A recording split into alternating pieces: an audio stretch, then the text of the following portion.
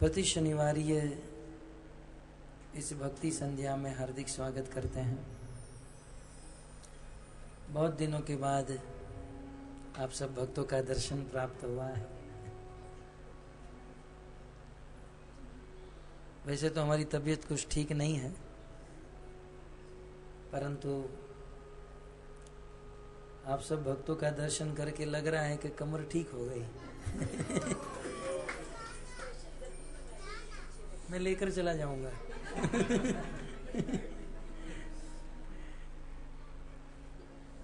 तो परम सौभाग्य है कि हम सब प्रति शनिवार को भगवत कथा का श्रवण कर रहे हैं।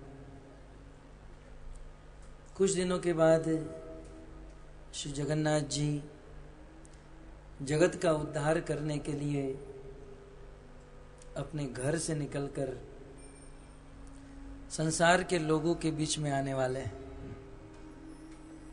क्योंकि जगन्नाथ जी ने देखा संसार में मोह माया में रचे पचे लोग जब तक मेरा दर्शन नहीं करेंगे तब तक उनका उद्धार नहीं हो पाएगा। संसार के लोगों का उद्धार करने के लिए भगवान ने अवतार धारण किया और अवतार लेकर अपने आचार्यों को, अपने भक्तों को भेजा धर्म का प्रचार करने के लिए। बड़े बड़े मंदिरों की स्थापना की और उनमें भगवान के बहुत सुंदर अर्च विग्रह रखे गए, जिनका दर्शन करके हमारा उद्धार हो सकता है। परंतु संसार के कुछ ऐसे जीव जिसे भगवान का दर्शन करने का भी समय नहीं है, उन लोगों के लिए श्री प्रहलाद महाराज भागवत में कहते हैं, जब प्रहलाद महाराज को पूछा गया, बेटा तुम्हें सबसे अच्छी बात जीवन में कौन सी लगी, तब अपने पिता को उत्तर देते हुए प्रहलाद ने कहा, श्रवणम कीर्तनम विष्णु। ये नवदा भक्ति के द्वारा भगवान विष्णु को प्रसन्न कर लेना मुझे सबसे अच्छी बात लगी। हिरण्यकशिपु क्रोधित हो गए, षंड और अमर का आए और उसी के क्रम में हिरण्यकशिपु ने पूछा कि यदि विष्णु की भक्ति ही सर्वश्रेष्ठ है तो दुनिया के सब लोग विष्णु की भक्ति क्यों नहीं करते हैं? हमारे मन में भी कभी कभी प्रश्न होता है कि कृष्ण की भक्ति श्रेष्ठ है तो सब लोग करने चाहिए। आज ही मैं भक्ति सिद्धांत महाराज का एक लेख पढ़ रहा था। भक्ति सिद्धांत महाराज एक दृष्टांत दे रहे थे। बोले एक बार एक शराबी हाथ में शराब लेकर बैठा था और उनके पास एक ब्राह्मण गए और शराबी को कहा, भक्ति सिद्धांत महाराज लिखते हैं, ब्राह्मण ने शराबी को कहा, शराब मत पियो, यदि शराब पियोगे तो मरने के बाद नरक में जाना पड़ेगा। अच्छा, शराब पीने से मरने के बाद नरक में जाना पड़ता है? बोले हाँ। बोले तब तो मैं मांस भी खाता हूं। मांस मत खाओ, मांस खाने वाला व्यक्ति मरने के बाद नरक में जाता है। अच्छा, मांस खाने वाला? बोले मैं परस्त्री संग भी करता हूं, अवैध संग। बोले अवैध संग करने वाला नरक में जाता है। बोले अच्छा, अवैध संग करने वाले भी नरक में जाते हैं? बोले हाँ। बोले केवल पुरुष ही नरक में जाते हैं? बोले नहीं नहीं, वो स्त्री भी नरक में जाती है जो अवैध पुरुष का संग करती है। ये शराब पीने वाले, मांस खाने वाले, मदिरा पीने वाले, ये सब लोग नरक में जाते हैं। यहां तक जो वेश्याएं हैं वो भी नरक में जाती हैं। भक्ति सिद्धांत महाराज लिखते हैं, तब उसने कहा तब तो जम जाएगी, इतना कुछ नरक में मिलेगा। और संसार में सब लोग यही तो करते आ रहे हैं। तो संसार में सब लोग, मेरा फ्रेंड भी शराब पीता है, वो भी शराब पीता है, फलाने भाई भी पीते हैं, वो भी पीते हैं, हम सब लोग वहां मिलेंगे, बहुत बढ़िया है।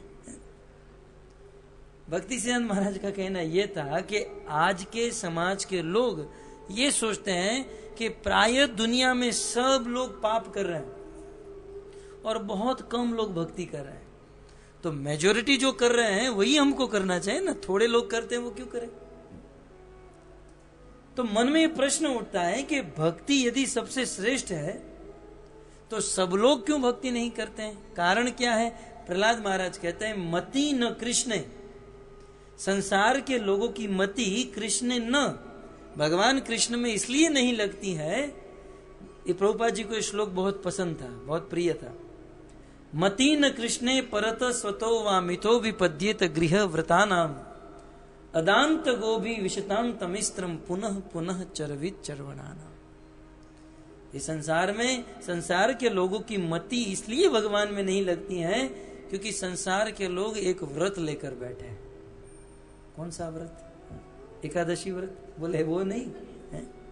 जया पार्वती व्रत? वो भी नहीं। कौन सा व्रत? बोले गृह व्रत लेकर बैठे हैं। बोले ये तो जीवन में पहली बार सुना। हाँ, कुछ लोग गृह व्रत लेकर बैठे हैं। गृह व्रत माने मर जाएंगे परंतु घर से बाहर नहीं निकलेंगे।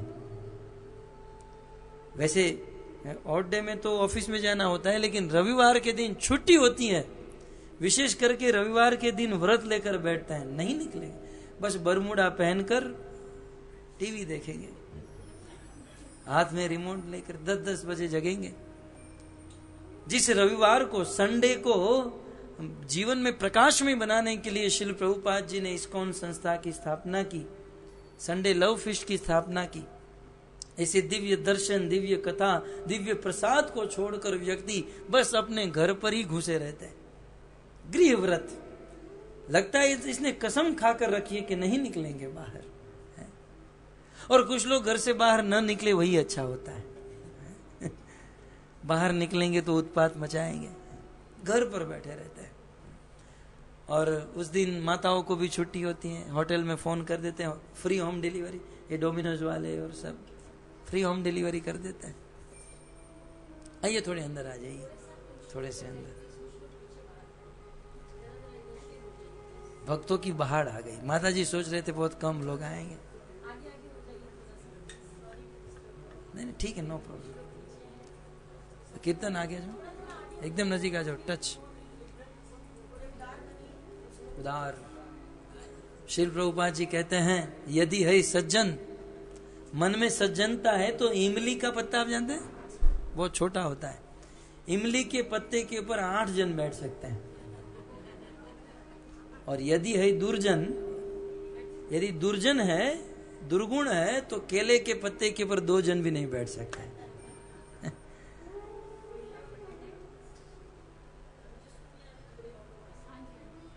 ठीक है। हरे कृष्णा कृष्णा हरे हरे,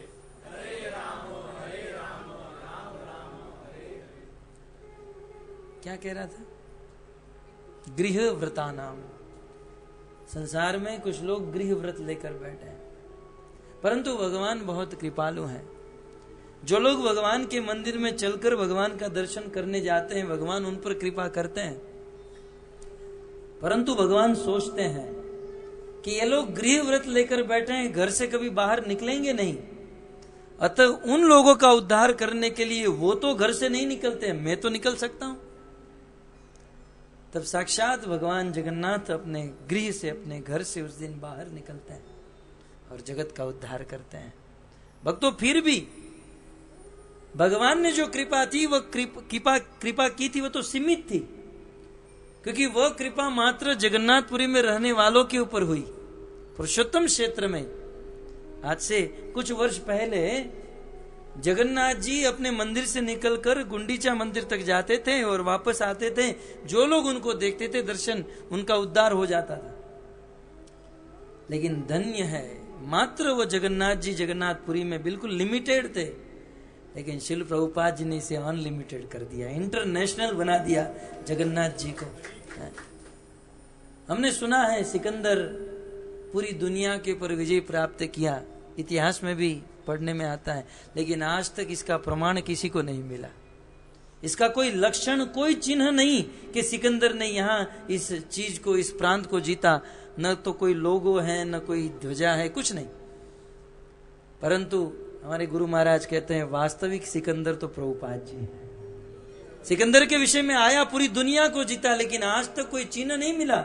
लेकिन श्रील प्रभुपाद जी ने पूरी दुनिया को जीता। आज प्रत्येक देश में, प्रत्येक गांव में राधा और कृष्ण का मंदिर, और सब जगह पर जगन्नाथ जी की रथ यात्रा निकलती है।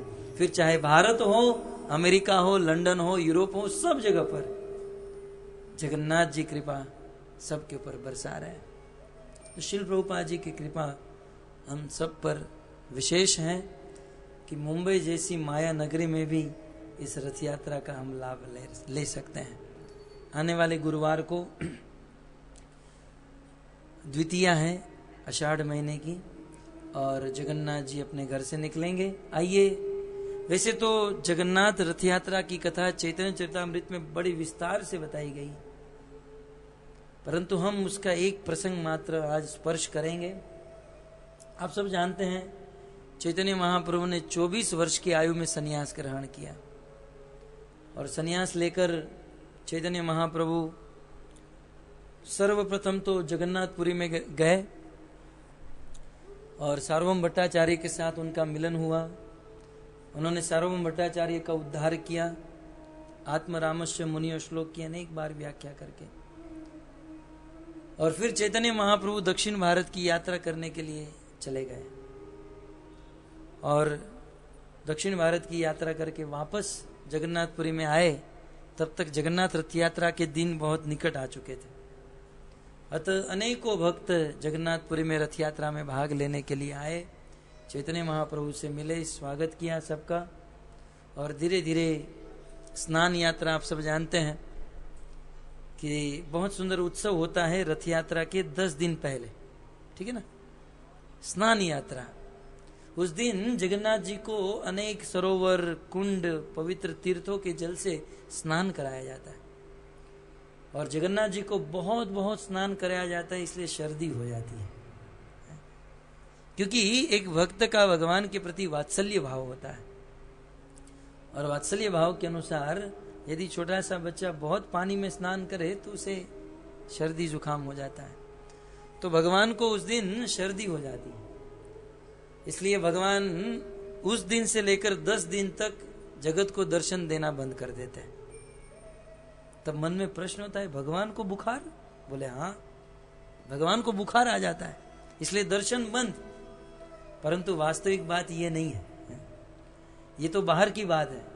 जब कभी हमारे घर का कोई पर्सनल काम होता है तब हम लीव देते हैं। क्या लिखते हैं, क्या कहते हैं?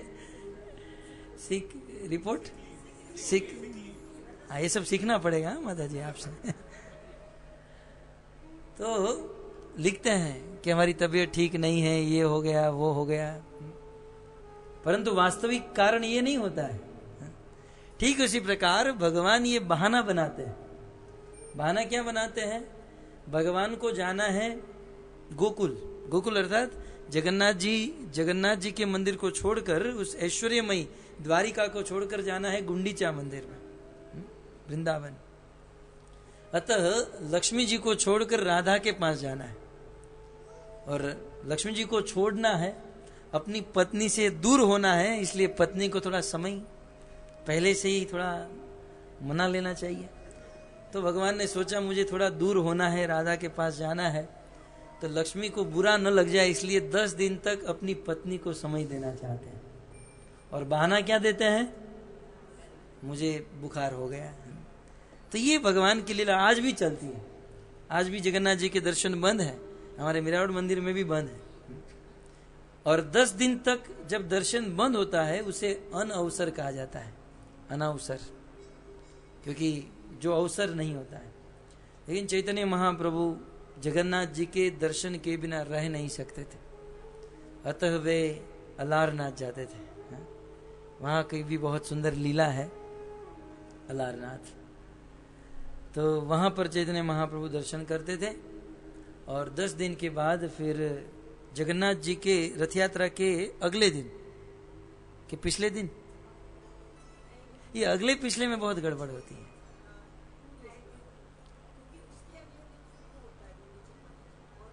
तो गुंडीचा मार्जन तो बोल रहा हूं मैं। गुंडीचा मार्जन एक दिन पहले होता है, हाँ, नेत्रोत्सव। तो गुंडीचा मंदिर मार्जन ये एक बहुत सुंदर लीला है, क्योंकि 1 वर्ष तक जगन्नाथ जी जगन्नाथ मंदिर में रहते हैं और कुछ दिन तक गुंडीचा मंदिर में रहना होता है और 1 वर्ष तक वो मंदिर बंद पड़ा रहता है, इसलिए धूल धूमिल हो गया होता है। तो चैतन्य महाप्रभु ने उस मंदिर को बहुत अपने भक्तों को साथ में लेकर साफ किया। बहुत सुंदर लीला है, हम फिर कभी करेंगे उसका श्रवण। अपने 100 झाड़ू मंगाकर वहां के राजा को कहा, राजा ने आदेश दे दिया था अपने मंत्री को कि ये चैतन्य महाप्रभु जो कुछ भी कहे उनकी आज्ञा का पालन करना। मंत्री आए, अनुचर आए, बोले आपको क्या चाहिए? चैतन्य महाप्रभु ने कहा 100 झाड़ू चाहिए। क्यों? बोले हम लोग साफ करें। बोले आप अपने हाथ से, ये कभी हो ही नहीं सकता है। चैतन्य महाप्रभु ने हम भक्तों को आचरण करके दिखाया किस प्रकार से हमें मंदिर को साफ करना चाहिए। अपने भक्तों को साथ में लेकर गए, सबके मस्तक पर चंदन लगाया और सभी भक्तों को गुंडीचा मंदिर साफ करने में। और चैतन्य महाप्रभु ने देखा कि सब लोग उत्साह से साफ नहीं कर रहे हैं, तब एक प्लान दिया। बोले जो लोग सबसे ज्यादा कचरा एकत्रित करेंगे उसके ऊपर मैं कृपा बरसाऊंगा, वो जीत जाएगा। तब सब लोग उसी होड़ में सबसे ज्यादा घिस घिस कर साफ कर रहे थे। लेकिन फिर भी कुछ लोग मेरे जैसे थे, आलसी हैं, जो ठीक से फिर भी साफ नहीं कर रहे थे। तब चैतन्य महाप्रभु उनके पास जाते, वाह आप कितना अच्छा झाड़ू मारे। वो तो सोता रहता था, वो झाड़ू नहीं मारता था, झाड़ू लेकर कोने में जाकर बैठ जाता था। परंतु महाप्रभु उनके पास जाकर क्रोध नहीं करते थे, तुझे तो झाड़ू मारने आता नहीं है, तो बिल्कुल निकम्मा है, कुछ काम का नहीं। नहीं, महाप्रभु ने सिखाया, जो ठीक से झाड़ू नहीं मार, वाह कितना सुंदर झाड़ू मार रहा, तुम्हारा जैसा झाड़ू मारने वाला आज तक देखा नहीं मैंने। मुझे तो लगता है एक और हम सब लोग और एक और आप, धन्य हो आप, चरणों में गिर जाते थे। बोले महाप्रभु ये क्या कर? बोले बस अब आप एक ही काम कीजिए कि आप जिस प्रकार से झाड़ू मार रहे हो सबको सिखाओ। तब उसे लगता था अरे बाप रे, धरती फट जाए तो मैं घुस जाऊं धरती में। बिल्कुल उसे लज्जा आ जाती थी और बिल्कुल उत्साह से झाड़ू मारने लगता था और सबको सिखाता था। इस संसार में जब कोई शिष्य ठीक से काम नहीं करते हैं तब गुरु उसे लगा देते हैं सेवा में कि आप प्रचार करो, हमारे जैसों को प्रचार करो। अब प्रचार करने के लिए कुछ आचरण तो करना पड़ेगा, बिना आचरण से चलेगा नहीं।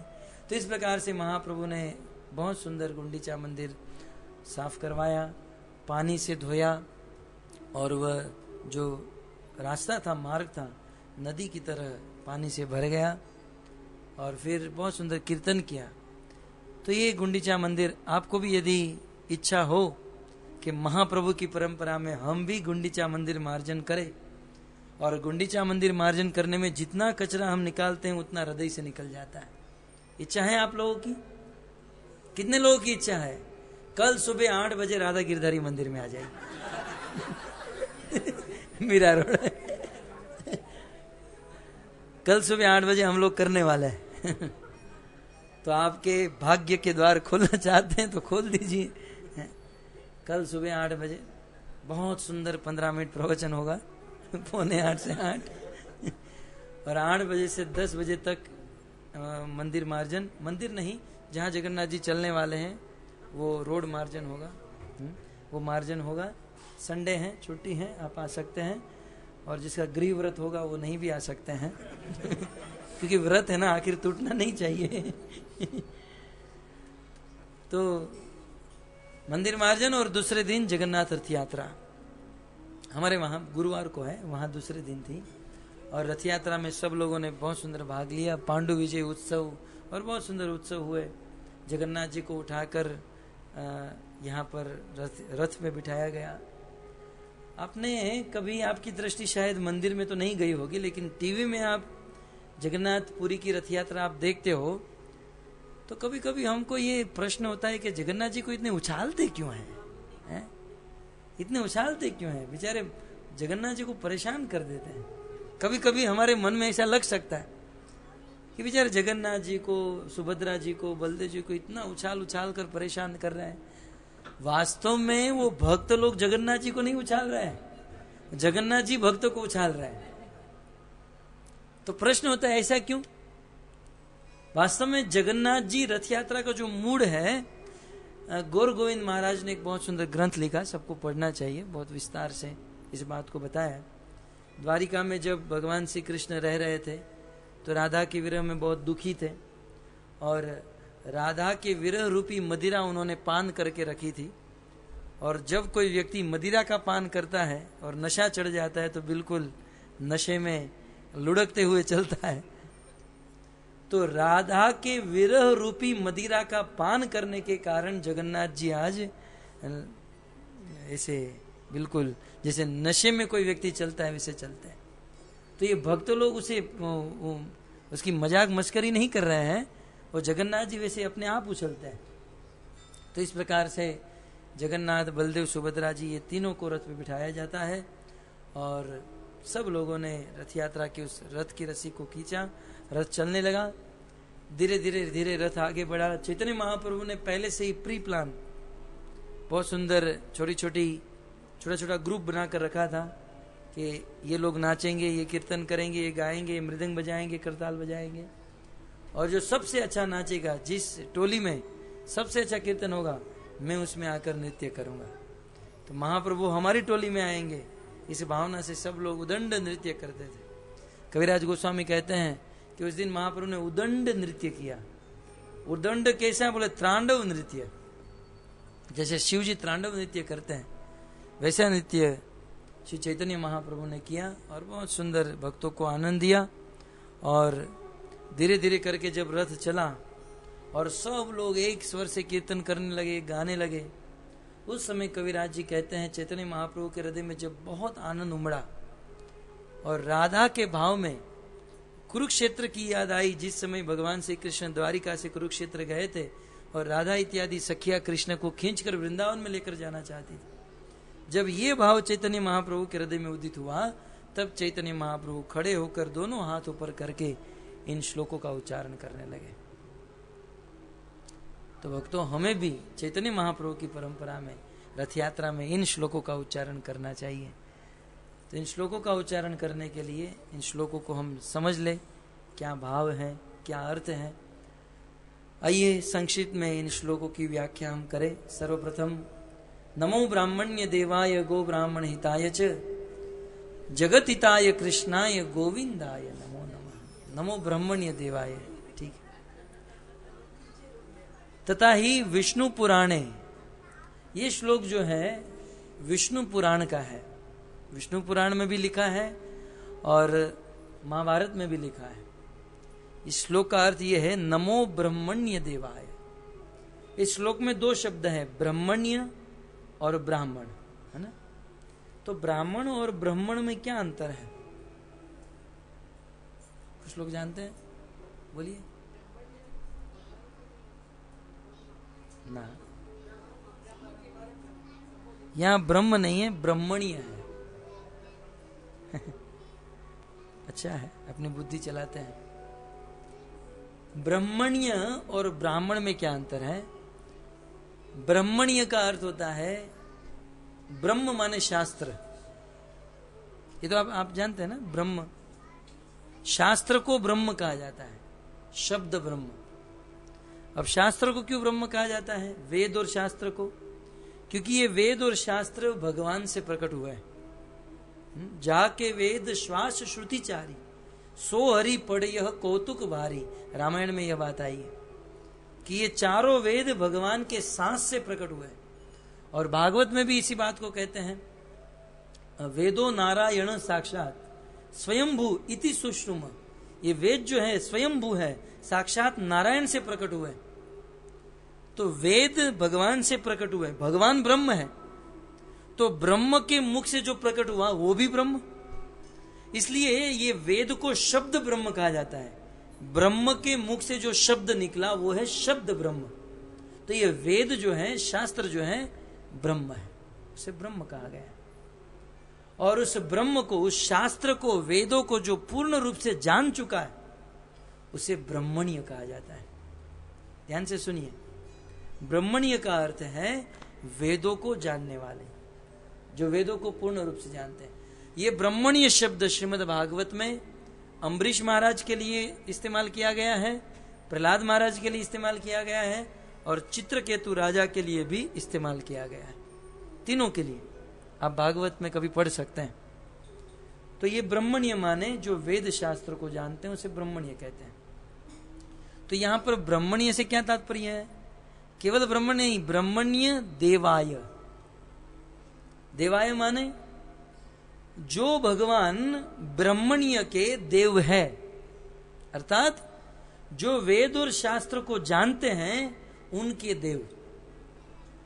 ये कृष्ण जो है किनके देव हैं? जो वेद और शास्त्र को जानते हैं। दूसरे शब्दों में कहा जाए, जो वेद और शास्त्र को नहीं जानते हैं वो भगवान कृष्ण के ऊपर कभी विश्वास नहीं करेंगे। वो कृष्ण के देव नहीं है, वो कृष्ण उनके देव नहीं है। अतः तीसरे शब्दों में इसको यदि समझना है तो यदि हम भगवान को पूर्ण रूप से समझना चाहते हैं, जानना चाहते हैं, तो हमें वेदों का सहारा लेना होगा। ब्रह्मण्य देवाय, भगवान ब्रह्मण्य के देव हैं। ब्रह्मण्य माने जो वेदों को पूर्ण रूप से जानते हैं उनके स्वामी हैं, है ना, दूसरों के स्वामी नहीं है। तो भगवान को प्राप्त करने के लिए, भगवान को जानने के लिए हमें वेदों को पढ़ना होगा। और वेदों का सार है भागवत। बिना भागवत को जाने, बिना भागवत को समझे हम भगवान को नहीं समझ सकते हैं। ये क्लियर बात है। और इस बात को चैतन्य महाप्रभु चैतन्य चरितामृत में कहते हैं कि यदि भगवान को समझना है तो भागवत को समझना होगा। बिना भागवत के सहारे भगवान को नहीं समझ सकते हैं। और जो लोग भागवत को जानते हैं, वेदों को मानते हैं, उन लोगों के देव हैं भगवान कृष्ण। तो कहने का तात्पर्य यह है कि वेदों को जानने वाले के जो देव हैं, वेदों का सार, वेदों का अंतिम निचोड़ भगवान श्री कृष्ण, वेदों के प्रतिपाद्य विषय जो कृष्ण है, उन वेदों को जानने वाले के जो स्वामी हैं उनको मैं नमस्कार करता हूं। नमो नमो ब्रह्मण्य देवाय। समझ में आ गया? आगे कहते हैं गो ब्राह्मण हिताय च। हिताय माने हित करने वाले। जो भगवान गाय और ब्राह्मण का हित करते हैं, वो ब्राह्मण का अर्थ हुआ वेदों को जानने वाले। और यहां ब्राह्मण का अर्थ क्या है? वेदों को जानकर जो भगवान को जान चुके हैं, भगवान को पूर्ण रूप से समझ चुके हैं, उसे ब्राह्मण कहा जाता है। जन्मना जायते शूद्र, संस्कारात् द्विज उच्यते, वेद पाठात् भवेत विप्र, ब्रह्म जानाति ब्राह्मण। ब्रह्म को जो जानते हैं, इति ब्राह्मण, उसे ब्राह्मण कहा जाता है। तो जो ब्राह्मण है और जो गाय है, उसका हित करने वाले हैं भगवान। भागवत के 8वें स्कंद में श्री परीक्षित महाराज ने सुखदेव गोस्वामी को पूछा कि भगवान ने ये मत्स्य अवतार क्यों धारण किया? क्योंकि इस संसार में 84 लाख की योनि में मछली जो है सबसे गर्हित जीव है, जिसमें स्वाभाविक बदबू आती है। खैर आज तो लोग उसे खाते हैं, परंतु खाने जैसी चीज नहीं है। मछली खाद्य पदार्थ नहीं है, लेकिन आज का मनुष्य तो कुछ भी खा लेता है। एक बार मैं कंप्यूटर इंजीनियरिंग करने गया तो हमारे जो टीचर थे बताए, कल तो मुझे बता रहे थे, कल तो आनंद आ गया। क्या हुआ? कल हमारे पुराने मित्र मिले, हम लोग घर पर बैठे थे, क्या करे सोचा, तो हम 2 लोग गए और नीचे से एक कुत्ते को लेकर आए। समझ गए? खा गए कुत्ते को। और कौन है? गुरु बनकर बैठे। मनुष्य का कोई भरोसा नहीं, क्या करे मनुष्य है? मैंने एक बार कहा था, आप कुछ दाने, गेहूं के, अनाज के दाने किसी गाय के, किसी बैल के, या किसी भी पशु के पास रख दो, चिड़िया आएगी, उसे चूक कर चली जाएगी। कबूतर आएंगे, खाकर चले। किसी भी जीव के पास कहीं भी आप रख दो, लेकिन मनुष्य यदि हाथ में दाना लेकर खड़ा रहे तो कोई कबूतर आएगा? क्योंकि कबूतर को विश्वास है कि मनुष्य को छोड़कर कहीं भी जाऊंगा, मुझे कोई कुछ नहीं कर पाएगा, लेकिन ये मनुष्य कभी भी मुझे मार सकता है और खा सकता है। मनुष्य से सब लोग डरते हैं। खैर, गो ब्राह्मण हिताय च। मैं ये कह रहा था, मछली सबसे गर्हित जीव है, लेकिन फिर भी भगवान ने मछली का रूप धारण किया। क्यों? तब सुखदेव गोस्वामी कहते हैं, गो विप्र सुर साधु नाम, भगवान गाय, ब्राह्मण, देवता और भक्त, ये चारों से बहुत प्रेम करते हैं। इतना प्रेम करते हैं, इतना प्रेम करते हैं कि हिताय, उनके हित के लिए भगवान अवतार धारण करते हैं। इसी बात को भागवत के 7वें स्कंद में भगवान ने देवताओं को कहा था कि हे प्रभु आप कब आएंगे। तब भगवान ने कहा था कि यदा वेदेशु देवेशु गोशु ब्राह्मणेशु, इनके ऊपर जब अत्याचारी हिरण्याकश्यप करेगा तब मैं अवतार धारण करूंगा। तो भगवान हित करते हैं गाय का और ब्राह्मण का। ध्यान रहे, भगवान गाय और ब्राह्मण का हित करते हैं, और यदि हम कृष्ण के भक्त हैं तो हमें भी गाय और ब्राह्मण का हित करना ही चाहिए। कृष्ण जिसे प्रेम करते हैं, यदि हम भी उसे प्रेम करते हैं, तब हमारा वास्तविक प्रेम कृष्ण के साथ। नहीं तो यदि हम कहे कि हम कृष्ण से प्रेम करते हैं और गायों की हत्या करते हैं और ब्राह्मणों का अनादर करते हैं, तो ये हमारा कृष्ण से प्रेम नहीं। ध्यान रहे भक्तों, इस संसार में कैसा भी ब्राह्मण क्यों ना हो, भले हम प्रचार के तौर पर, सिद्धांत के तौर पर कभी कभी ब्राह्मणों के विषय में बोलते हैं, लेकिन ध्यान रहे हमारे मन से कभी भी ब्राह्मण का अनादर नहीं होना चाहिए। कैसे भी ब्राह्मण का कैसा भी आचरण हो, पूजनीय, क्योंकि ब्राह्मण को पृथ्वी का देवता माना गया है, जिसे भूदेव कहा गया है। ब्राह्मणों का आदर होना चाहिए। श्रील प्रभुपाद जी के पिता गौर मोहन दे ब्राह्मणों का कितना आदर करते थे। सतस्वरूप महाराज प्रभुपाद लीलामृत में लिखते हैं ना, हालांकि वे जानते थे ये ब्राह्मण दूसरों को ठगने के लिए वस्त्र पहनकर भिक्षा मांगने जाते हैं, घर पे आकर वस्त्र बदल देते, सब जानते थे, लेकिन फिर भी गौर मोहन दे उनका आदर करते थे। ब्राह्मणों का आदर होना चाहिए। कर्ण के विषय में आप जानते हैं, कौरवों के पक्ष में थे, और इंद्र अर्जुन का पक्ष लेकर ब्राह्मण का रूप लेकर गए, है ना। कर्ण को पता चल गया कि ये इंद्र हैं, लेकिन फिर भी कर्ण ने कहा कि मैं आपको कवच और कुंडल दूंगा। क्यों? क्योंकि मैं जानता हूं आप इंद्र हो, लेकिन जिसका वस्त्र पहन कर आए हो ना, उस ब्राह्मण का मैं आदर करता हूं, मैं सत्कार करता हूं, है? ये था। जरासंध में भी ये गुण था। तो इस प्रकार से बड़े बड़े असुर भी ब्राह्मणों का आदर करते थे, और आज के मनुष्य ब्राह्मणों का अनादर कर रहे। जिस समाज में, जिस सभा में, जिस कुटुंब में ब्राह्मण का अनादर होता है, उस समाज, उस सभा और उस कुटुंब की कभी भी प्रगति नहीं हो सकती, उनका पतन निश्चित है। जहां ब्राह्मणों का अनादर, वहां पर पतन निश्चित है, और जहां ब्राह्मणों का आदर हुआ, वहां सदैव प्रगति हुई। ब्राह्मणों का आदर होना चाहिए। क्यों? क्योंकि ब्राह्मण हिताय है ना, गो ब्राह्मण हिताय। हमारे भगवान ब्राह्मणों का हित करते हैं। और कौन ब्राह्मण अच्छा और कौन बुरा, हम देखने वाले कौन है? ब्राह्मण है ना। हमें तो उनके घर पर शादी करके जाना नहीं है, न तो उनके घर पर रहना है, न उनके हाथों की रोटी खानी है। ब्राह्मण है ना, आदर कीजिए, दोनों हाथ जोड़िए, प्रणाम कीजिए, सत्कार कीजिए। ब्राह्मण का आदर होना चाहिए। परंतु हम लोग भक्ति में आकर भी हमारी बुद्धि इतनी कठोर हो गई है, हमारा चित्त, हमारा हृदय इतना कठोर हो गया है कि हम कभी भी किसी भी ब्राह्मण को देखते हैं तो हमारी बुद्धि से तौलते हैं कि ये अच्छा, ये फॉल डाउन है, ये है, ये वो है। और प्राय जब कहा जाता है ब्राह्मणों को दान दीजिए, तब प्राय दूसरों की बात छोड़ दीजिए, हम भक्तों की बात कर रहा हूं, क्योंकि ये भक्तों का समाज है, हम हमारी बात कर रहे हैं। हम लोग कहते हैं ब्राह्मण का तो पतन हो गया है, हम क्या ब्राह्मणों की सेवा करें, ब्राह्मणों का पतन हो गया। ध्यान रहे भक्तों, ब्राह्मणों का पतन हो गया, ये बात मानते हैं, लेकिन जितना ब्राह्मणों का पतन हुआ, उतना क्षत्रियों का भी पतन हुआ, उतना वैश्य का भी पतन हुआ है, उतना शूद्र का भी पतन हुआ है। ये चारों वर्णों का पतन एक साथ हुआ है, इसलिए हम लोग सब साथ में ही है। ऐसा ना समझे मात्र ब्राह्मण का पतन हुआ, सबका पतन हुआ है। इसलिए देखा जाए तो सब साथ की कैटेगरी में। कहने का तात्पर्य ये है, और कुछ हो या ना हो, गाय और ब्राह्मणों का आदर होना चाहिए। हम लोग उनका हित न कर सके तो कोई बात नहीं, हमारे प्रभु तो उनका हित कर रहे हैं, लेकिन कम से कम उनका अनादर नहीं होना चाहिए। तो नमो ब्राह्मण्य देवाय गो ब्राह्मण हिताय च। नमो ब्राह्मण्य देवाय, हे वेद और शास्त्र को जानने वाले के देव, हे ब्राह्मण के और गायों का हित करने वाले, और इतना ही नहीं, तब मानो मन में प्रश्न हुआ कि भगवान गाय और ब्राह्मणों का ही हित करते हैं?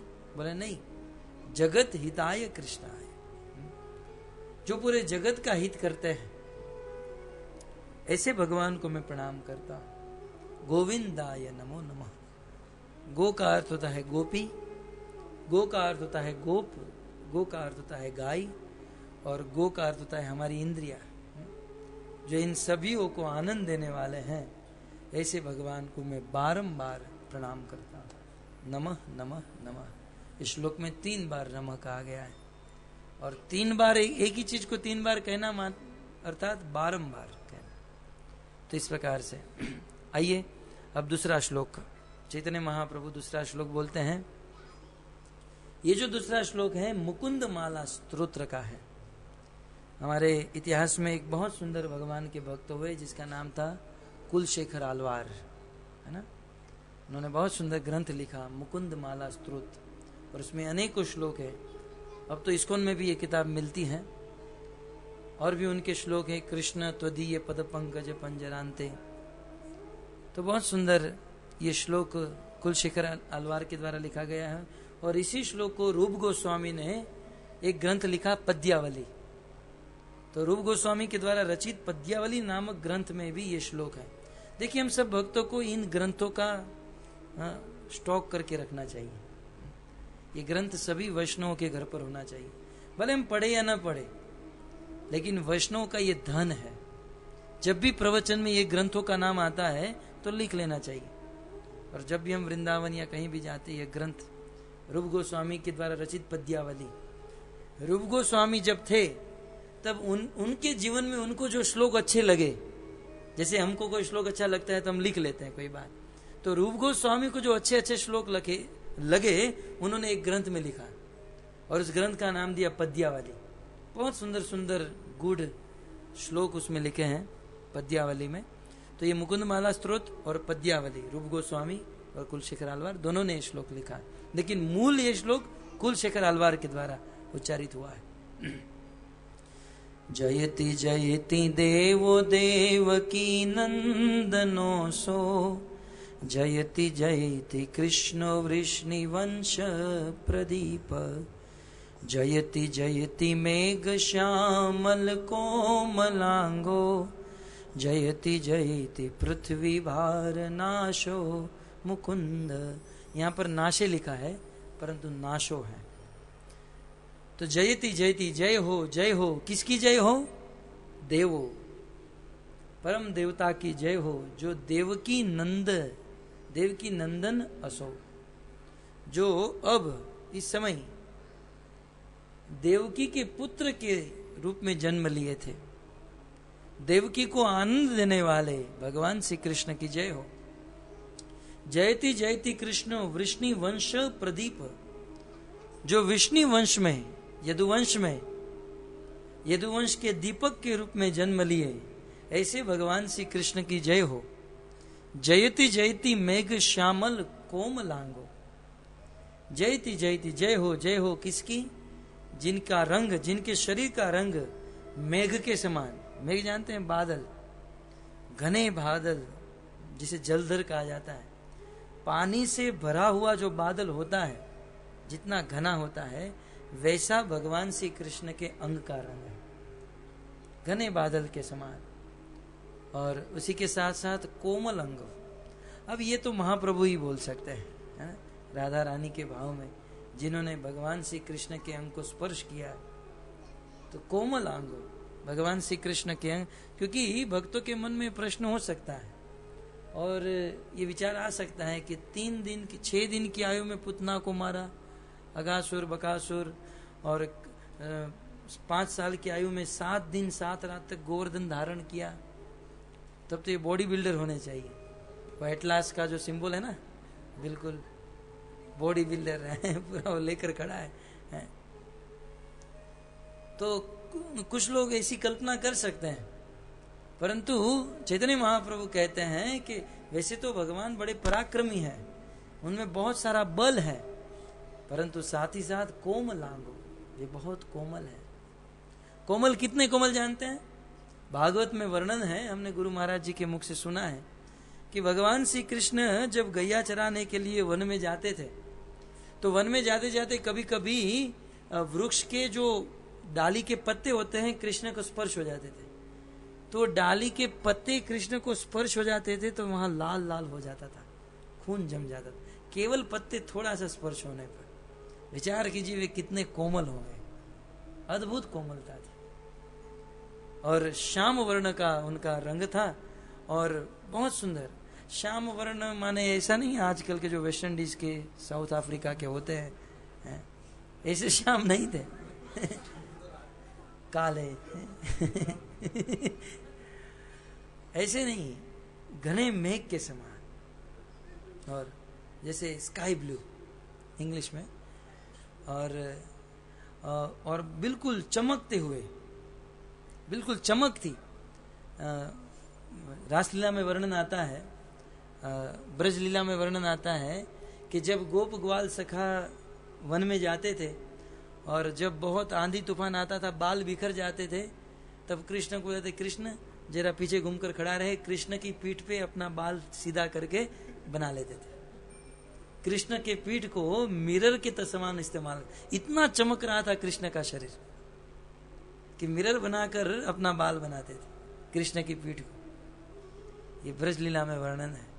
तो इस प्रकार भगवान श्री कृष्ण कोमल भी थे और बहुत सुंदर मेघ श्यामल, श्याम वर्ण की तरह। कोमल शब्द आया इसलिए कह दूं, कभी कभी हम लोग बड़ी भक्ति भावना से, भाव से भगवान का अभिषेक करते हैं, और अभिषेक करते करते कभी कभी हम लोग मौसम्बी का जूस, न जाने कहाँ कहाँ से जूस लेकर आते हैं, भगवान के ऊपर डालते हैं। परंतु वास्तव में ये नहीं होना चाहिए, क्योंकि भगवान के अंग बहुत कोमल है। मान लो हमारे 6 महीने का कोई बालक है हमारे घर पर, और उस बालक को स्नान कराने के लिए हम मौसम्बी का जूस लेकर आए और डाले उनके ऊपर, बालक खुश होगा? दुख होगा उनको। हाँ, तो ना, वैदिक नहीं है। वैदिक परंपरा में मात्र पंचगव्य लिखा गया है। हमारे गुरु महाराज के मुख से हमने सुना है और हमने पढ़ा भी है। कभी भी, आज तो लोग पानी में कलर डालते हैं, रंग डालकर शो के लिए ये सब करते हैं, गलत है। क्योंकि आप सब भक्त का माहौल है और आप सब अंतरंग भक्त हो, इसलिए मैं आपको बात बता रहा हूँ। सभा में नहीं बताना चाहिए, नहीं तो दुश्मनी मोड़ लेंगे आप भक्तों के साथ मंदिर वालों के साथ। परंतु सत्य बात यह है, पंचगव्य ना लिखा गया है। गोमूत्र, दूध, दही, ये सब होना चाहिए, और भगवान का अभिषेक इससे होना चाहिए, नहीं तो भगवान को कष्ट होता है। कोमल अंग हैं भगवान के और वात्सल्य भाव में। वल्लभाचार्य ने तो लिखा भी है, गुजराती में लिखा है, यमुना जल मां केसर घोड़ी, स्नान कराऊं श्यामला, हल्के हाथे अंगो चोड़ी, लाड लडाऊं श्याम। उस भजन में बहुत सुंदर लिखा है, कुमकुम के तिलक कराऊं। अब कुछ लोग तो समझ ही नहीं रहे हैं बहुत सुंदर भजन है, अद्भुत भजन है, वात्सल्य भाव में, जिनका जीवन ही वात्सल्य भाव में बीता, जो भगवान श्री कृष्ण के वात्सल्य भाव के उपासक थे, उन्होंने बहुत सुंदर लिखा है कि उनके कोमल अंग हैं, यमुना के जल में केसर डालकर उनको स्नान कराया जाए। और कोमल अंग, वहां पर भी ये बात है, वहां पर भी ये बात आई है, हल्के हाथे अंगो चोड़ी, है ना, बिल्कुल हल्के हाथ से उनके अंग को स्पर्श करना चाहिए। हम तो उठा कर रख देते हैं गौर निताई को, और कुछ लोग तो पीताम्बरी से शुरू हो जाते हैं भगवान को धोना नहीं है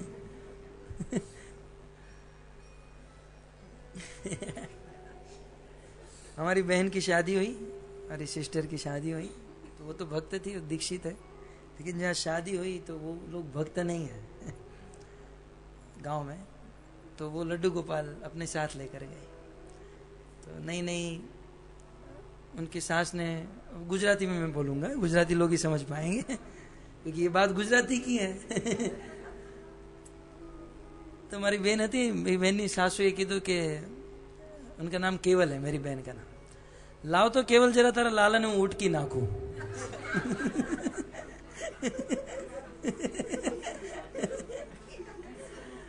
લાવ તારો તારો લાલો છે ને એ એને બહુ બહુ કાળો થઈ ગયો છે, એને ઉટકી નાખું। मतलब जैसे बर्तन मांजते हैं मांज, ये भाव तो गुजराती में ही पता चलेगा, ऐसे हिंदी में तो जाएगा ही नहीं ये चीज। जो भक्त नहीं है वो क्या समझे इस बात को। लेकिन दुख तो तब होता है भक्त होकर भी इस बात को जो नहीं समझ सकते हैं। ये चीज देखने लायक है। कोमल अंगो शब्द आया है, भगवान के अंग बहुत कोमल है। हल्के हाथ से भगवान को बड़े प्रेम से, बड़े प्यार से और रखना चाहिए। और यदि ये भाव नहीं है तो भगवान की सेवा नहीं करनी चाहिए, नहीं तो अपराध कर बैठेंगे। प्राय हम लोग भगवान को हमारी तरफ मान लेते हैं, वो बहुत कोमल है। अब विचार कीजिए, वृक्ष का पत्ता स्पर्श होने पर जिसको खून जम जाता है वो कितने कोमल होंगे। तो इनकी ठीक से सेवा होनी चाहिए। तो ऐसे भगवान के कोमल अंग हैं, बहुत सुंदर उनका शरीर है, स्वरूप है।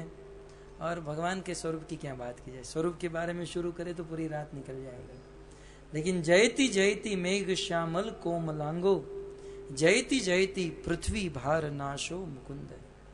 जो पृथ्वी के भार को दूर करने वाले हैं, इतना ही नहीं जो मुक्ति देने वाले हैं। मुकुंद का अर्थ होता है मुक्ति ददाती इति मुकुंद, जो मुक्ति देने में समर्थ है। भक्तों, इस संसार में चाहे देवता हो या कोई भी कुछ न हो, कोई भी क्यों न हो, वे अन्य कुछ भी दे सकते हैं, पैसे दे सकते हैं, धन दे सकते हैं, गाड़ी बंगला दे सकते हैं, लेकिन मुक्ति तो एकमात्र मुकुंद ही दे सकते हैं। मुकुंद के अलावा मुक्ति और कोई नहीं दे सकता। खटवांग महाराज का प्रसंग श्रीधर स्वामी याद कराते हैं। खटवांग महाराज गए थे स्वर्ग में और देव असुरों के साथ युद्ध किए, जीत गए। इंद्र बहुत प्रसन्न हुआ तो इंद्र ने कहा, खटवांग महाराज आपको जो चाहिए मांग लो। खटवांग महाराज ने कहा, मुझे वैकुंठ जाना है। बोले, ये तो मैं नहीं दे सकता। स्पष्ट ये प्रसंग है। ये साबित हुआ कि 33 करोड़ देवी देवताओं का राजा इंद्र जब वैकुंठ मुक्ति नहीं दे सकता है तो अन्य देवी देवताओं की कहां बात रही। तो कहने का तात्पर्य यह है कि ये मुक्ति मात्र मुकुंद ही दे सकते हैं, कृष्ण ही दे सकते हैं। अतः यदि मुक्ति चाहिए, दुखों से मुक्ति, संसार से मुक्ति या भगवत प्राप्ति, तो कृष्ण की शरण में जाना चाहिए। और मुकुंद का दूसरा अर्थ होता है कुंद कली के समान, जिसके दांत हैं, मुकु माने दांत, उसे मुकुंद कहा जाता है, जो बहुत सुंदर है। भगवान कृष्ण के दांत कुंदकली। कुंदकली अनार का जो दाना होता है ना, अब आज का अनार का दाना नहीं, दिव्य अनार का दाना, अनार के दाने के समान भगवान श्री कृष्ण के दांत हैं। कभी गिरते नहीं है। हमारे तो गिर भी जाते हैं, नकली दांत चढ़ाने पड़ते हैं। भक्ति सिद्धांत महाराज एक बार वृंदावन में गए और एक साधु था, 10,000 शिष्यों को साथ में लेकर चल रहा था, अपने आप को भगवान मान रहा था। भक्ति सिद्धांत महाराज को पता चला ये अपने आप को भगवान मानते, तुरंत गए और उसके मुंह में हाथ डाल दिया। बोले, ये क्या कर रहे हैं? और मुंह में हाथ डालकर 32 दांत खींचने लगे। बोले, छोड़ छोड़ छोड़, कौन कहां से आया तू? बोले, मैं आपका सेवक हूं, दास हूं, और आपके दांत खींच रहा हूं। बोले, मुझे दर्द है। बोले, आप तो भगवान हो ना, भगवान के दांत कहां गिरते हैं? भागवत में लिखा है। कभी भी यशोदा मैया डॉक्टर के पास कृष्ण को दांत खिंचाने के लिए या दिलवाने के लिए नहीं लेकर, कभी भी कृष्ण की दांत की दवाई नहीं हुई। बोले, भगवान के दांत गिरते नहीं है और आपको कष्ट हो रहा है। बोले, मैं भगवान नहीं हूं, छोड़ो मुझे। 10,000 शिष्य के सामने कह दिया मैं भगवान नहीं। बस इसी बात के लिए मैं यहाँ पर आया था। कहने का तात्पर्य, भगवान के बहुत सुंदर दांत हैं और उपलक्षण से भगवान का शरीर बहुत सुंदर है। ऐसे सुंदर शरीर वाले की जय हो। 2 श्लोक। तीसरा श्लोक चैतन्य महाप्रभु गाते हैं। ये श्लोक श्रीमद् भागवतम के 10वें स्कंद के 90वें अध्याय के 48वां श्लोक। जयति जन्नि वासुदेव की जन्मवादो, यदुवर परिषद स्वेदोर्विष्यन्न धर्मम्, स्थिरचर वृजी नग्न सुस्मित श्रीमुखेन, व्रजपुर वनितानां वर्धयन् कामदेवम्। मैं केवल अनुवाद कर रहा हूँ, ज्यादा तो नहीं हो सकता है, क्योंकि हमने पूर्व में एक एक श्लोक के ऊपर बहुत प्रवचन किए थे। समय अभाव में जयति जननी वासो, जय हो, किसकी जय हो? जयति माने जय हो, जन निवास। जन निवास अर्थात जन जन के हृदय में जो रहते हैं परमात्मा के रूप में, ऐसे परमात्मा की जय हो। जयति जन निवासो, भगवान सभी जनों के, चाहे सज्जन हो चाहे दुर्जन हो, कैसे भी जन क्यों न हो, भगवान सबके हृदय में परमात्मा के रूप में रहते हैं। और इससे हम सबको ज्ञात रखना चाहिए कि हम जो भी अच्छा बुरा कार्य कर रहे हैं भगवान देख रहे हैं, और कोई देखे या न देखे भगवान देख रहे हैं। अतः हम जीवन में जब भी कोई काम करते हैं तो दूसरों को दिखाने के लिए नहीं, जो हमारे अंदर बैठे हैं, जो हमें देख रहे हैं, उस भगवान को दिखाने के लिए कार्य करना चाहिए, दूसरे को अच्छा लगे या ना लगे।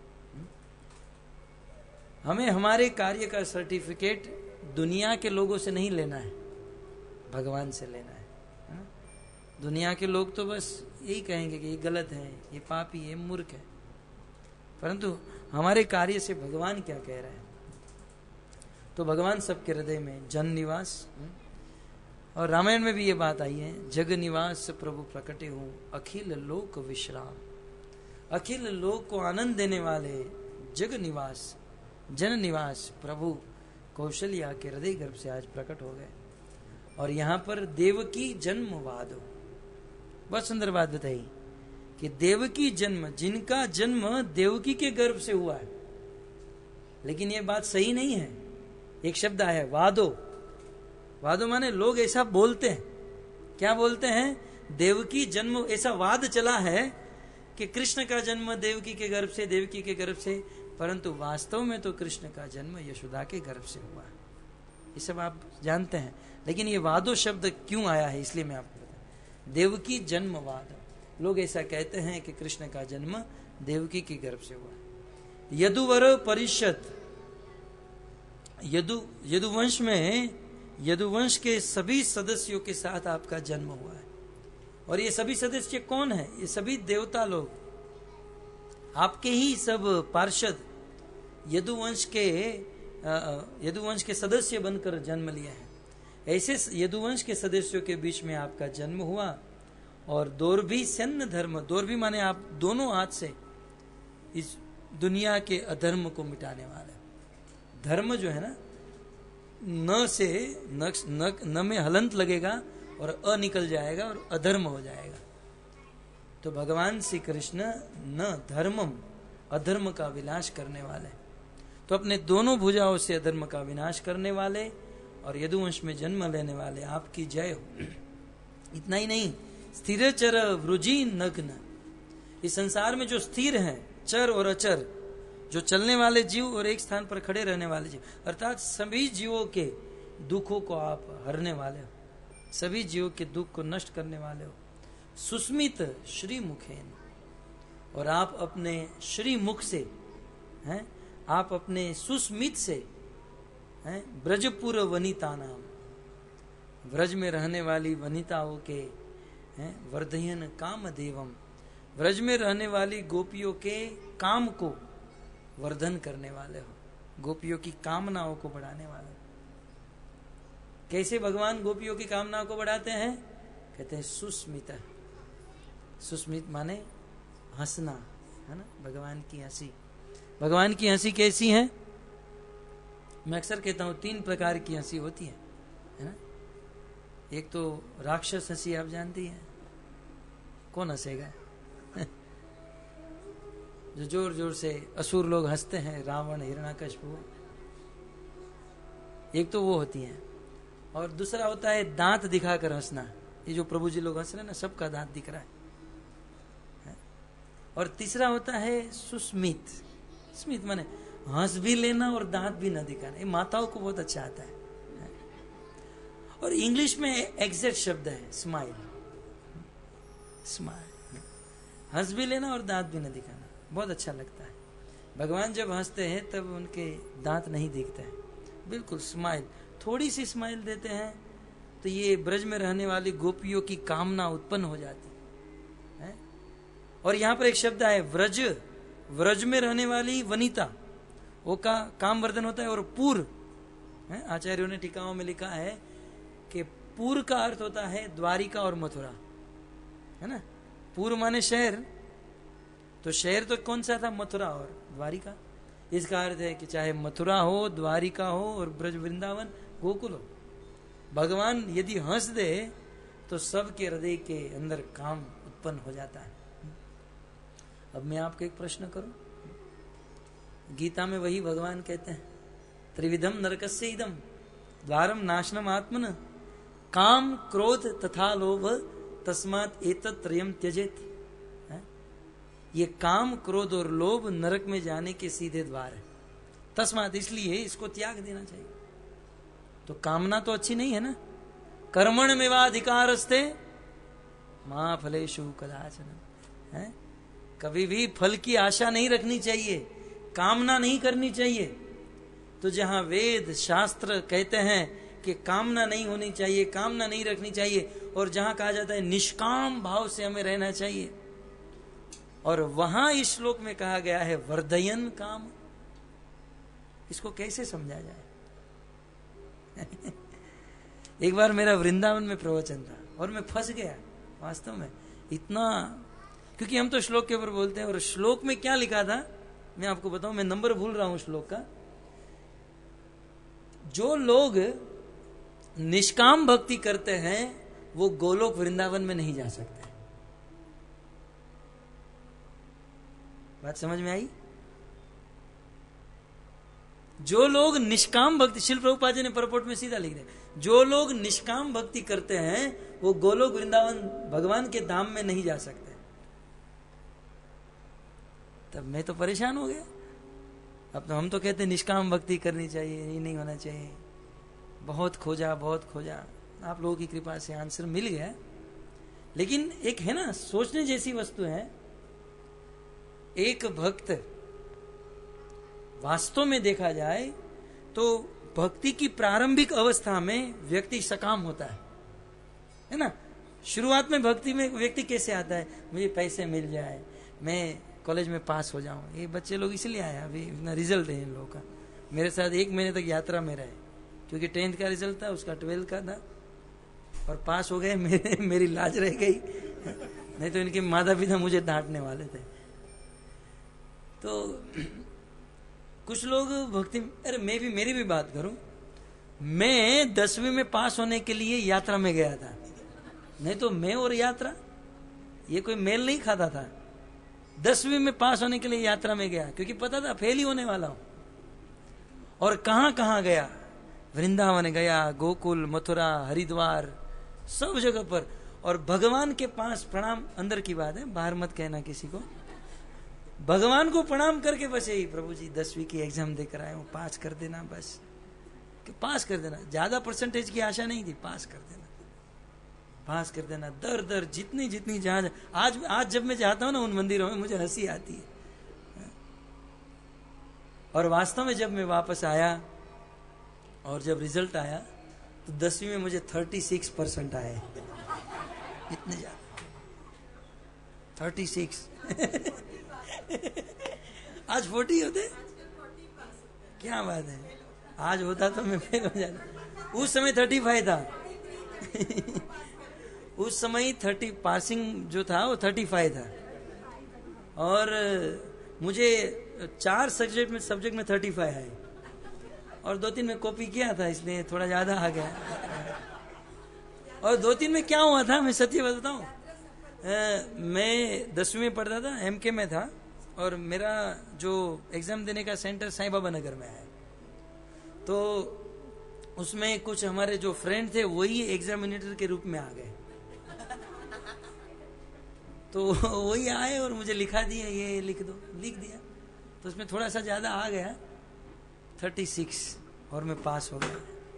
मेरा कहने का तात्पर्य यह है कि जब कोई व्यक्ति भक्ति में आते हैं तो सकाम, उनके अंदर कुछ कामना होती है कि मैं पास हो जाऊं, या मुझे पैसे मिल जाए, धन मिल जाए, मेरे जीवन का दुख चला जाए, ये होता है। लेकिन जैसे ही भक्ति करने लगता है, ध्रुव महाराज की तरह, ध्रुव महाराज निकले थे राज्य प्राप्त करने के, भगवान मिल गए, भगवान को देख लिया, तब छोड़ो अब राज्य क्या चाहिए, है? तो जैसे ही व्यक्ति भक्ति करने लगते, कृष्ण की भक्ति है, कृष्ण की भक्ति में ये शक्ति है कि भक्ति करते करते उनकी कामना चली जाती, वह निष्काम। तो भक्त के जीवन में दूसरा स्टेप आता है, वो निष्काम हो जाता है। लेकिन कृष्ण की भक्ति करते करते करते करते जब वो शुद्ध भक्ति में पहुंच जाता है ना, तब फिर से उसकी कामना शुरू हो जाती है। हाँ, फिर से वो कामना शुरू। लेकिन वो कामना क्या होती जानते हैं? वे कामना होती है कि मैं कृष्ण का दास बन जाऊं, मैं कृष्ण का सखा बन जाऊं, मैं कृष्ण का प्रियतम बन जाऊं, है? मैं कृष्ण का वात्सल्य भाव में उनकी मां बन जाऊं, उनका पिता बन जाऊं। ये कामना होती है। और ऐसी कामना जिसके हृदय में है उसी को गोलोक धाम प्राप्त हो सकता है। बाकी निष्काम भावना वाले को गोलोक नहीं मिल सकता है। मुक्ति मिल सकती है, गोलोक नहीं, है? तो कामना, परंतु कामना कौन सी होनी चाहिए? कृष्ण विषयक। और वो कामना कब जगती है? जब कृष्ण की स्माइल किया हुआ मस्तक देख लेते, मुंह देख लेते हैं। क्या लिखा है कि सुस्मित श्रीमुखेन, भगवान का हंसता हुआ चेहरा देखकर व्रज और पुर में रहने वाली महिषी और गोपियों का काम वर्जन हो जाता था। तो इस प्रकार से चैतन्य महाप्रभु ये उच्चारण करते हैं। और अंतिम श्लोक, मानो वहां रथ यात्रा में किसी ने महाप्रभु को पूछ दिया। देखिए ये श्लोक हम सबको याद है, प्राय ये श्लोक याद ना हो तो कोई बात नहीं, अंतिम लाइन तो सबको याद है, गोपीर भरतार पद कमलम दास दासानुदास। लेकिन यदि पूछो इसका अर्थ क्या है, इसका भाव क्या है, लगभग 50% को पता नहीं होगा। ये भाव, ये श्लोक जो है मंजरी और किंकरी भाव को प्रकट करने वाला श्लोक है। इस भाव में चैतन्य महाप्रभु ने इस श्लोक का उच्चारण किया। किसी ने पूछा आप कौन हो? हम भक्तों को कोई पूछे आप कौन हो, तो हम कौन हैं, इस भाव का वर्णन महाप्रभु ने बताया। मानो किसी ने कहा कि आप ब्राह्मणी होंगे, तो कहते ना हम विप्रो। तो बोले तो ब्राह्मण नहीं तो क्या क्षत्रिय हो? बोले नच नरपति, मैं ब्राह्मण भी नहीं हूं, मैं नरपति, मैं राजा भी नहीं हूं, क्षत्रिय भी नहीं हूं। वैश्यो न शूद्रो, मैं वैश्य भी नहीं हूं, मैं शूद्र भी नहीं हूं। ना हम वर्णी, अंत में कह दिया कि ये जो वर्ण है जितने भी ब्राह्मण क्षत्रिय वैश्य शूद्र, ये चारों वर्ण में से मैं कोई वर्ण वाला नहीं। तो किसी ने पूछा मिक्सिंग हो गए, ब्राह्मण पत्नी और क्षत्रिय पिता। बोले ना हम वर्णी, मैं किसी भी प्रकार के वर्ण वाला नहीं। न च गृहपति, मैं गृहस्थ भी नहीं हूं। वनस्था यतिर्वा, मैं वानप्रस्थ भी नहीं हूं, या यतिर्वा, मैं सन्यासी भी नहीं हूं। तो भाई साहब बताइए अब आप है कौन? किंतु प्रोद निखिल परमानंद पुरामृताब्दे, ये भगवान के विषय में कहते हैं कि प्रकृष्ट रूप से प्रकटित निखिल परमानंद से पूर्ण अमृत समूह के तुल्य भगवान श्री कृष्ण गोपीर भर्तु, भर्तु का अर्थ होता है स्वामी, गोपियों के स्वामी, गोपीर भर्तु, गोपियों के स्वामी भगवान श्री कृष्ण के पद कमलम, उनके चरण कमलों के दासों के दासों का दास, दास दासानु दास। अब दास दासानुदास का अर्थ क्या होता है? भगवान श्री कृष्ण की प्रेयसी है श्रीमती राधा रानी। अच्छा, श्रीमती राधा रानी की दासी कौन है? अब दास, ये प्रथम दास। श्रीमती राधा रानी की दासी कौन है? अष्ट सखी, प्रथम दास। अच्छा, अष्ट सखी की दासी कौन है? गोपिया, गोपिया। और गोपियों की दासी कौन है? मंजरी, ठीक है। और मंजरियों की दासी है किंकरी। चैतन्य महाप्रभु यहां पर मंजरी भाव प्रकट कर रहे हैं। आप कौन हैं? मैं मंजरी हूं। उसी चैतन्य महाप्रभु के अनुगत्य में हम सबको चलना है कि हम सबको मंजरी भाव में भगवान की भक्ति करनी है। ये भक्ति सिद्धांत महाराज और अन्य जो भी हमारे गौड़ीय आचार्य हुए, षड गोस्वामी, सब मंजरी थे भगवान के धाम। फिर से सुनिए, भगवान श्री कृष्ण को प्रेम करने वाली राधा रानी, राधा रानी की सेविका है अष्टसखी, अष्टसखी की गोपियां, गोपिया की मंजरी और मंजरी की किंकरी। और हम सब लोग का स्थान भगवान के धाम में किंकरी के जगह पर है। किंकरी का भाव होना चाहिए। भगवान तो बहुत दूर है, पीछे से बस हम लोग मंजरियों की सेवा करेंगे, मंजरी आगे गोपियों की, गोपी आगे अष्टक की, अष्टक की राधा रानी और राधा कृष्ण की, हमें दूर से। और अभी से उस भाव को डेवलप करना है। लेकिन हम लोग तो गुरु महाराज आते तो उसके आगे चलते हैं, उसके बाजू में हमारा भी फोटो आ जाए, है? भाव क्या होना चाहिए? बिल्कुल पीछे। इसका अर्थ ये नहीं कि भक्तों का संग नहीं होना चाहिए, भाव की बात कर रहा हूं, कार्य की नहीं, बिल्कुल पीछे। और उसमें भी यदि गुरु की आज्ञा से हमें लीडर बनाया जाए तब तो हमें रोना चाहिए, क्योंकि लीडर माने उच्च भाव, है ना, कि मैं किसी का शासन, और हमारा भाव, भक्ति का भाव क्या है? किंकरी। ये दोनों मैच नहीं होता है, दोनों विरुद्धार्थी हैं। इसीलिए भक्ति को तलवार के धार के ऊपर चलने के बराबर है ना, कि आचार्यों की आज्ञा है प्रचार करो, गुरु बनो, और गुरु बनकर हमें रहना है किंकरी के भाव में। ये दोनों चीज को मेंटेन करना है बहुत मुश्किल, क्योंकि कभी कभी प्रचार करते हुए, गुरु बनते हुए भावना आई जाती है कि मैं लीडर हूं, मैं शासन करने वाला।